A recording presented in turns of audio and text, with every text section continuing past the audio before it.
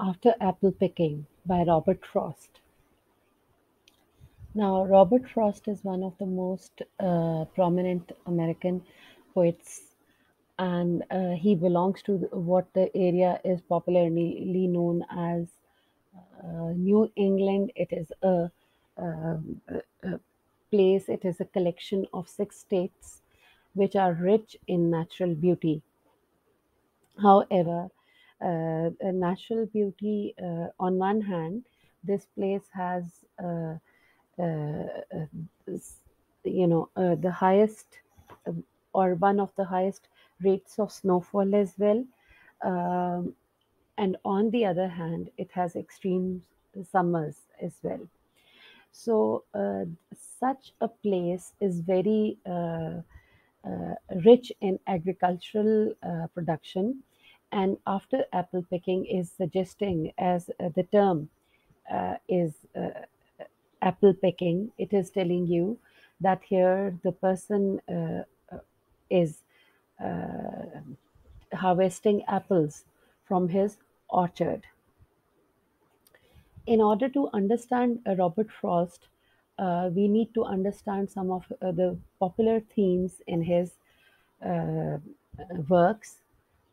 And before moving on to these themes in detail, just I have selected this picture specifically to show you the theme which is most uh, prominent in his works, and that theme is alienation.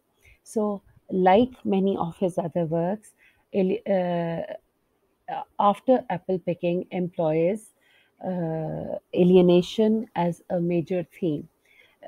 There is love for nature. There are other themes as well.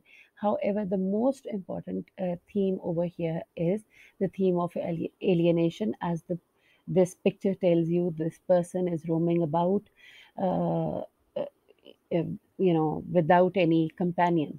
So, in order to uh, create a picture in your mind, so that you can attempt your questions regarding after apple picking effectively.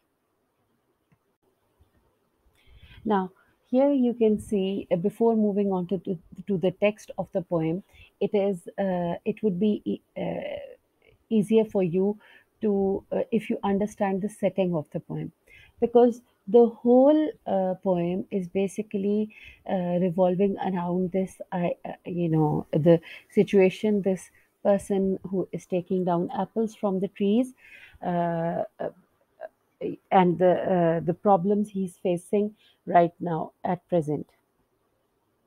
As you can see, that there are some barrels around this person or around this the ladder, and many of these barrels yet need to be filled, suggesting that the fruits that are there on the trees need to be taken down.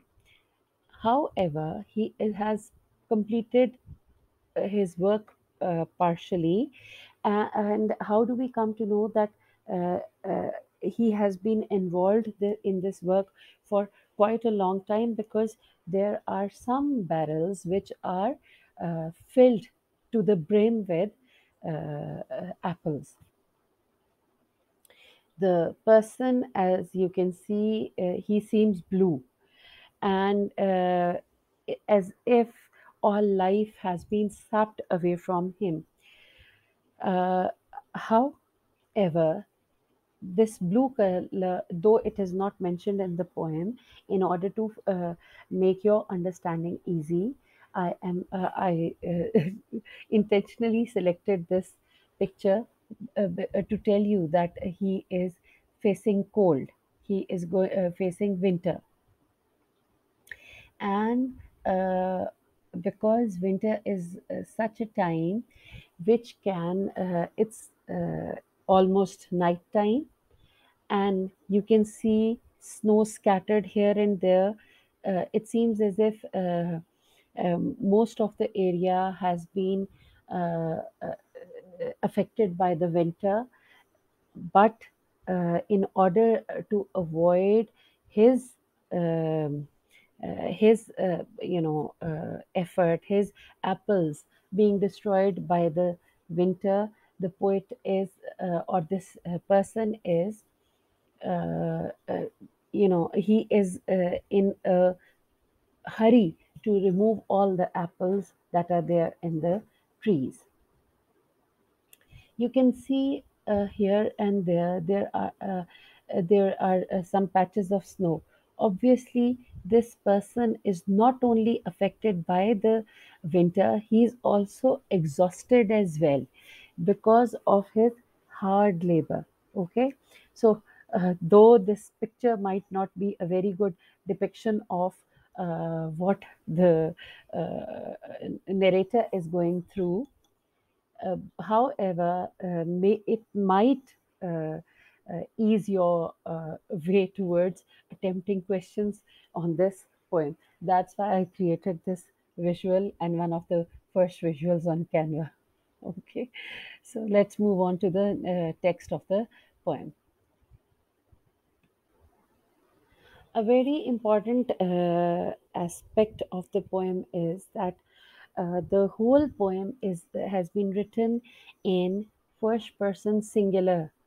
So the first person narrative has been used here, telling you clearly, emphasizing the idea of alienation that is present in much of Frost's poetry. So, my, I, me, myself, whatever, you would find that there are all the pronouns that have been employed in the poem or that have been used in the poem are first person pronouns, first person singular pronouns. So let's start. And the very first word, my long two pointed ladders sticking through a tree. Here he is giving you the description. It seems as if he is creating a picture in your mind so that you can visualize very easily what his situation is at present. So here he is using in the first sentence, that is the first 5 lines, you would find that there is a mixture of present and past. My two long pointed ladders. Ladder is okay. So apostrophe s is telling you about the use of present tense in the this poem. Is sticking through a tree toward heaven still. This ladder is sticking to the tree. It is fixed to the tree so that he can remove the apples properly. And there's a barrel that I didn't fill. So, in the third line of this poem, you find that one of the verbs used here is in present tense. There is a barrel that I didn't fill, and then did not is past tense. So it seems as if this there is a confusion of past and present, and this confusion may be the result of this person's exhaustion. Maybe it is very tough for him right now to continue his activity of apple picking. So he says that there's a barrel that I didn't fill beside it. So it's not only the ladder, there is a barrel present there as well. And there may be 2 or 3 apples I didn't pick upon some bough. So maybe I have left because of my exhaustion, maybe because of my, being tired. I have forgotten to pick 2 or 3 apples on some branch. Bough is branch. But I'm done with apple picking now. So when you say I am done with something, it means that you are fed up of that thing. You do not want to continue it any longer. Keep this thing in mind that when a person is in the field of agriculture, he is basically trying very hard to produce as much crops as he can, or fruit as he can. So it is he who has been desiring to get as many apples, not only desiring, but he has been struggling to get as many apples as he could. But now, at present, he says, I am done with apple picking now. I am fed up of my own activity now. Now, this activity, my own desires, they are becoming a challenge for me. Rather, they are becoming a calamity for me. Why? Here, one idea is complete. He moves on to the next idea and he says, essence of winter sleep is on the night, because it is night, and because it is a night, I am already tired. But this, um, you know, uh, this exhaustion is intensified. Why? Because it seems that I am surrounded by the scent of apples which are surrounding me.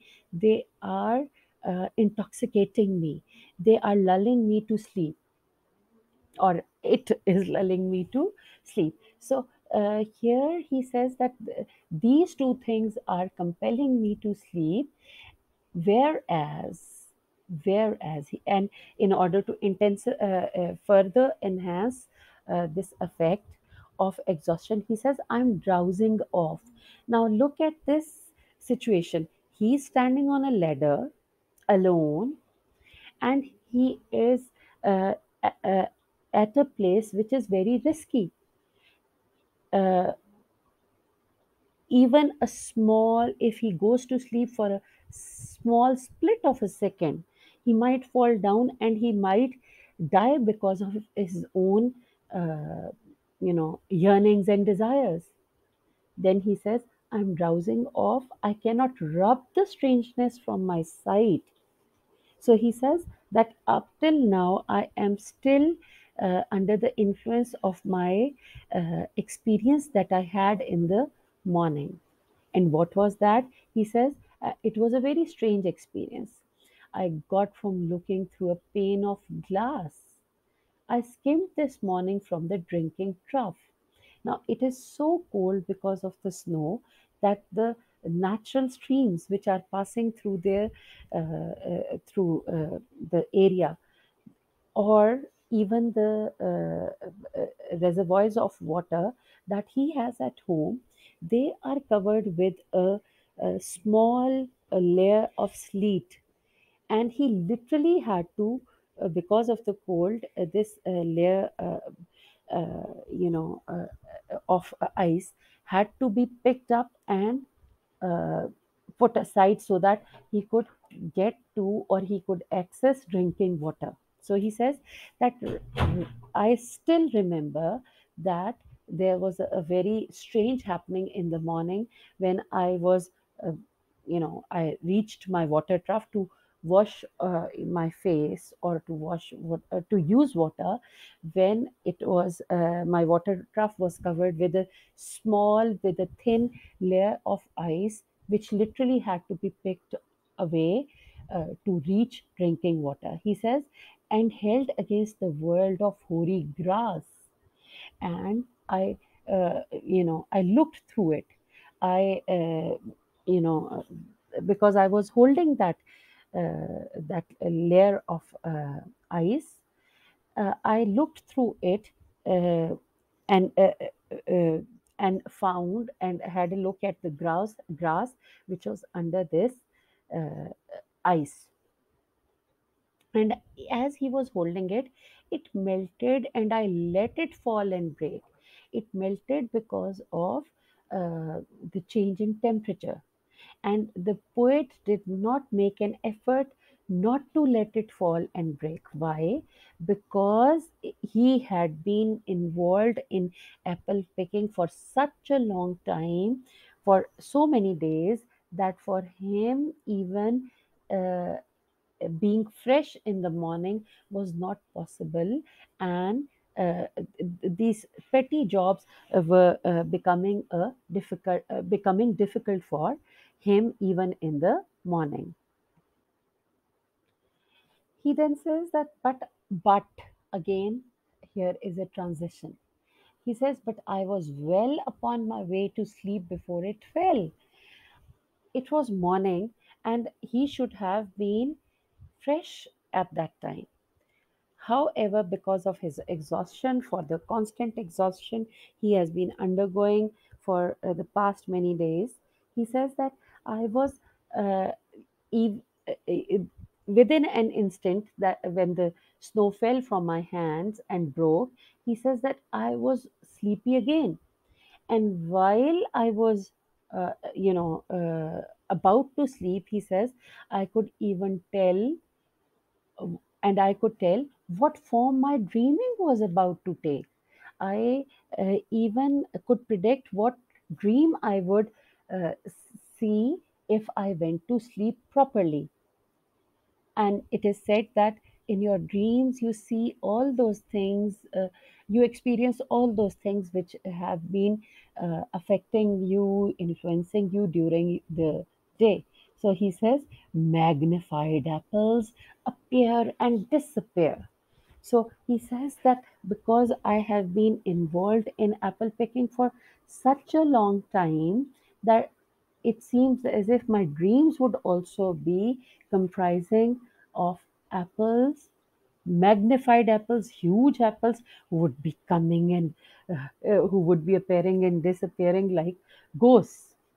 Stem end and blossom end. Stem end is the a part which is near the root of the tree, whereas the blossom end is the part where the fruit lies. He says, I would only be seeing magnified apples and apple trees, and every fleck of russet showing clear. Fleck is a small ray, russet is red, and obviously they have been he has been able to produce such beautiful apples, such purely red apples, that he says that I could see that even in my dream the apples would be red. Now, this red color is not only symbolic of the apples he's going to get due to this,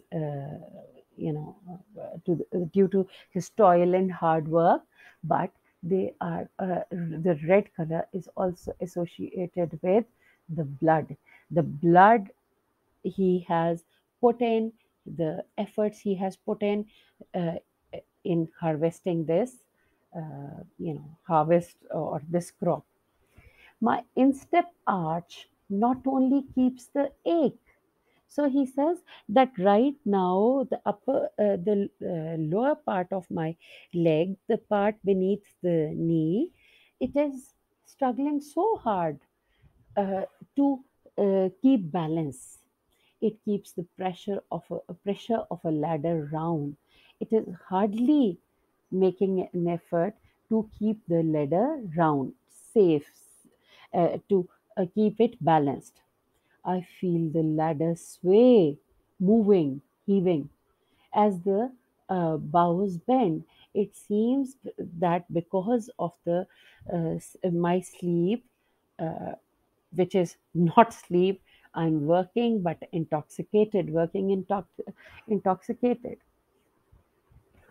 He says that it seems as if with every apple I break from the bough, the ladder moves, and I keep hearing from the cellar bin the rumbling sound of load on load of apples coming in. And when I put those or throw those apples in the bin, in the cellar bin, the cellar is basically a place where wine is made and stored, and some of the apples or some of his harvest would be going to the cellar to make cider. Cider is an apple vinegar which girls use for losing weight as well. So he says that as the bow bend and I keep hearing from the cellar bin the rumbling sound, it seems as if there is a harsh, hard sort of a sound of load on load of apples coming in. They are still there are so many apples which I have thrown in the cellar bin, but there is an echoing sound, a harsh echoing sound, suggesting that there are other apples, or the seller requires more apples. There is a need of more apples to make proper cider. For I have had too much of apple picking. Now it's the limit. He says that, and when you say enough is enough, he has reached that stage. He says, I for over here has been used as a conjunction. Of I because I have had too much of apple picking. I have had enough of my own desires. I am overtired. He's not tired. He is overtired. This is an exaggerated term. Of the great harvest I myself desired. He is so much he is so much exhausted that his own desires are becoming a burden on him.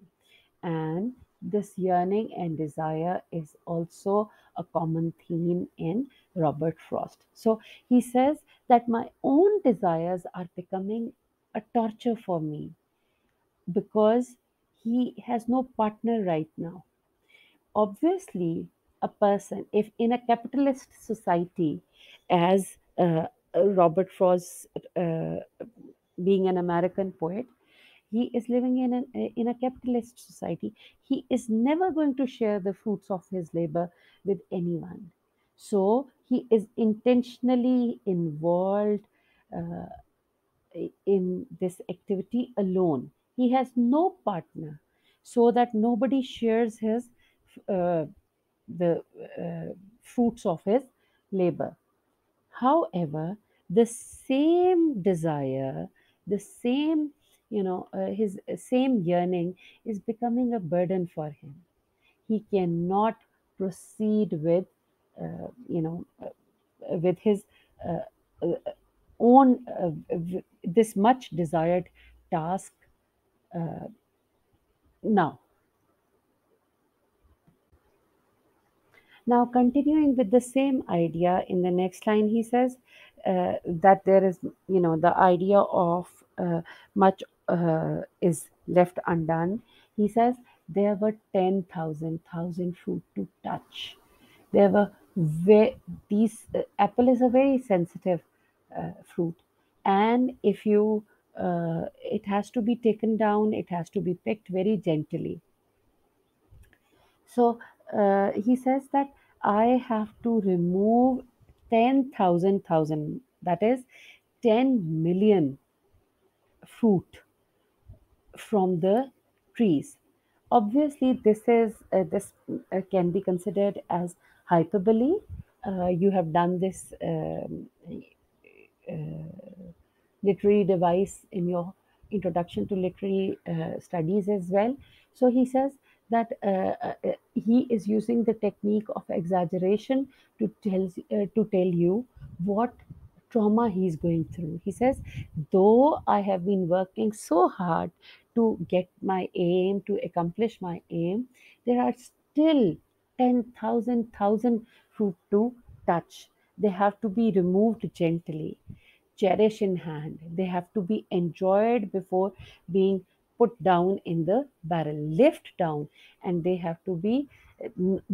do not have to be thrown in the bin or in the barrel.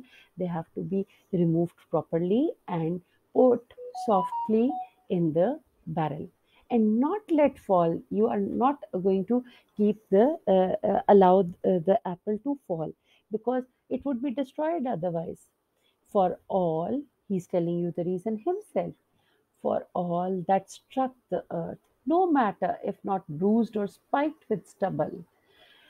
Bruised is injured, or spiked means having pierced by a thorn. With stubble, is either a thorn or a dried grass. went surely to the cider apple heap as of no worth, because he says that if I do not take proper care of the apples and put them softly in the barrel, it I would be suffering. Why? Because all those apples would have to be turned into cider, and that is going to, turning a fruit into wine. It takes, uh, and obviously, the process of fermentation is going to take time. That is going to delay his profit. So he needs to work really really delicately in order to uh, prevent destruction of the apples, otherwise they would be of no worth. Now the next part of the poem, or the last part of the poem, the last 6 lines of the poem, they are telling you uh, uh, about the philosophy of sleep. He says that because he is so much under the influence of sleep and exhaustion, he is wondering what type of sleep is this. One can see what will trouble this sleep of mine. He says, you can understand very well that why am I not at ease? Because I will not be able to sleep properly if I do not finish my work. Whatever sleep it is, whatever type of sleep it is, needs sleep but whether he finishes his work or not, obviously he has to finish his work. He is compelled to finish his work. But he says, whatever sleep it is, were he not gone, the woodchuck could say whether it's like his long sleep.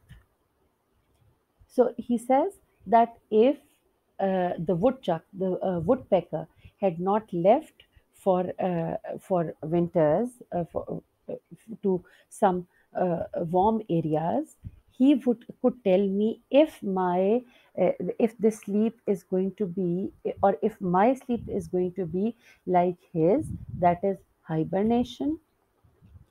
Or long sleep can also be interpreted as the sleep of death. He says that nobody can tell me right now, even I cannot tell what kind of sleep am I desiring right now. As I describe, it's coming on. I know that the sleep is coming, but what sort of sleep it is, I don't know. Whether I yearn to have hibernation, or long sleep of death, or he says, or just some human sleep, or an ordinary sleep of every day. So, because he is confused right now, because he is going through a very tough phase right now, where he can neither leave his toil nor can he continue with it because of his exhaustion.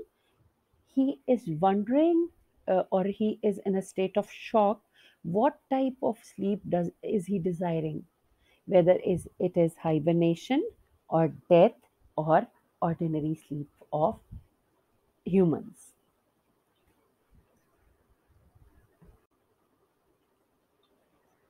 Now, after reading this poem, because this is one of the first poems that you are doing in American literature, a Frost poem, poems that you are doing in American literature, you would find some of the themes that his poetry is replete in. First of all, the themes that we find in his poetry are the themes of everyday life.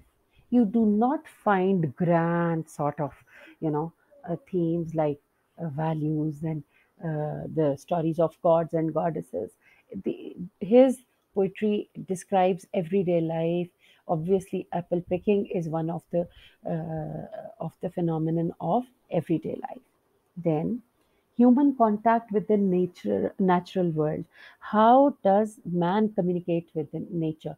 Or you can let's just ease it down. You can he in his poetry he studies man's relationship with nature. Then human love. Human love can be for animals, and here in his poetry we find a lot of references to animals. It can be for other humans, it can be for nature, everything. However, isolation is also a very important theme in his work, and here in after apple picking, the repetition of I, myself, mine. So this tells you about this repetition. It tells you about the idea of alienation in Frost's poetry. Then life struggles. You also find this theme here in this in after apple picking as well, because uh, see, struggle, everyone struggles in order to survive. Okay, even coming into this world is a struggle. However, and with every passing second, you are faced with the challenge with certain challenges. So here, the struggle that Frost is going through is the struggle of a struggle against his own desires, the struggle against his own. He is risking his physical health in order to make the most of the opportunities he has due to his mammoth production of apples. Mortality, death is also a theme in Frost poetry, and you find this theme here as well, where the term long sleep is indicating two things, whether it's hibernation or it is death. Okay, and then there is an idea of death in the upper lines as well, where we find that he is finding difficulty in keeping his balance on the ladder, and that might result in his fall, and he might die. New in nature, it it is a very important theme in his poems, and nature, the ideas that he uses there, they are also based much on the happenings of nature or the natural phenomenon. For example, the span of life, it tells you about the growing up of an old dog, or the growing of an old dog, growing old of a dog. New England, the life, the beauty of New England is also central to his poetry. Rural life, the solace that you find in village life, and obviously such solace cannot be found in urban life. That is also there. You'll find that in stopping by woods in a on a snowy evening. Self-realization, where he is making an effort to understand himself. Right now, he's faced with two challenges: whether he can risk all his efforts by leaving the harvest on the trees, or he can sleep. So he opts for capitalistic, gains. Then there is a simultaneous validity of opposing ideas. You would find some contradictions as well, contradictions in his desires as well, contradictions in his expectations as well. And where do you find these contradictions? Where he uh, instead of sleeping or giving himself enough time to gather enough strength to move on in life, he opts for continuing with his job and risking himself. So, what would be the benefit of such wealth if he does not have health. So health is wealth is a common maxim, but it's not the option of the narrator. Now, coming to the critical appreciation of this poem, or the lyrical the literary devices that are employed in this poem to beautify it, you would find that this is a nature lyric. It is somehow uh, it is a narrative, the sort of a lyric. Okay, so he's giving you his own experiences. However, here he is describing nature as well. How nature, if it is left uncontrolled, can affect or overpower human life. Okay, so the next important point of this poem is it is an extended metaphor. How Here the metaphor of apple picking has been used to tell you about the struggles in life, how your own desires become a problem for you, how your own yearnings, they turn out to be a challenge for you. See, there's a contrast in our own expectations as well. We believe that something if something is going to happen, it is going to console us, it is going to comfort us. But the same, if you keep these expectations from some things or someone, you would find that these things turn out to be a challenge for you. Very ironical. So that is the irony of fate as well. Simple language, the poet has used simple language in order to express his idea, in order to express his philosophy of a desire, the philosophy of nature, the philosophy uh, of opposing ideas, whether something which seems to be a blessing turns out to be a boon for you. So then you find that whole poem has been written in first person narrator without any involvement of another person. It seems as if the other person around him is nature. So it is a subjective description of experiences.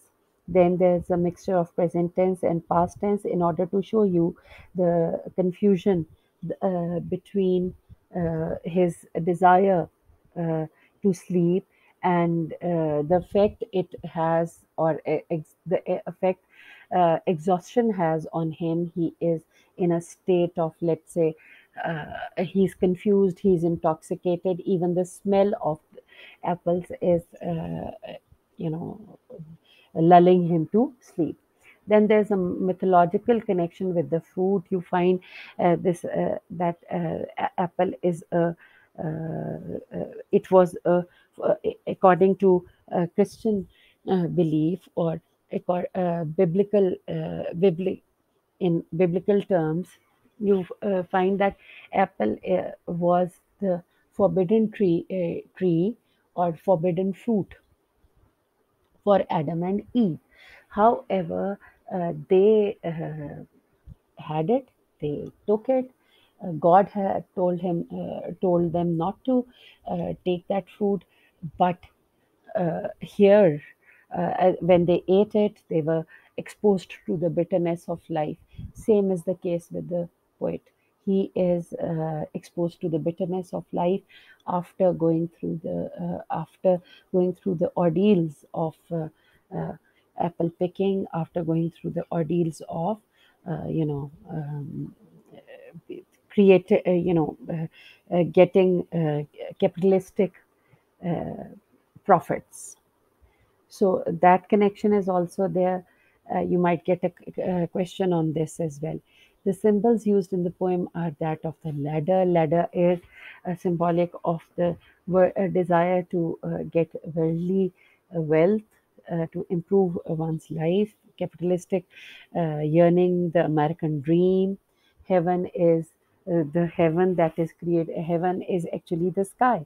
However, people believe that once we get wealth, we can uh, attain the sky. We can get everything if we have wealth. Then there is winter sleep. The winter sleep is the it is symbolic the of hibernation that animals go through or they undergo during winter.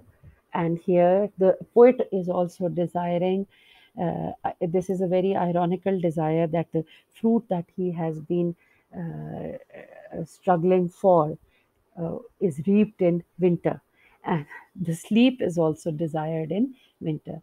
Then magnified apples. There are. It is also one of the symbols that magnified huge apples. They are the apples which seem very big, which seem very profitable, and the imagery continues throughout the poem. The symbols continue. The symbol of apples continue throughout the poem. Here we find that the poem is replete with pictorial and sensuous imageries, and you can see,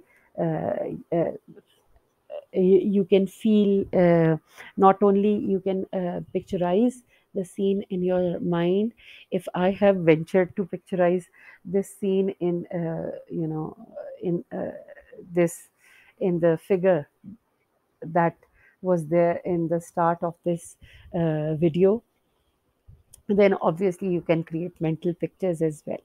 And the sensuous imagery has been used by giving you the visual imagery of apples, fleck of russet. Then you have magnified apples. They are also, you can create these in your mind. There is the sense of smell has also been used over here, because he could not, the poet is unable to continue his work because of the scent of apples. That has also been used. And then there is the sense of taste as well. You know that the apple tastes delicious, so that imagery has also been used. And this brings us to the end of the explanation of After Apple Picking by Robert Frost. I'll see you in the next video. Thank you.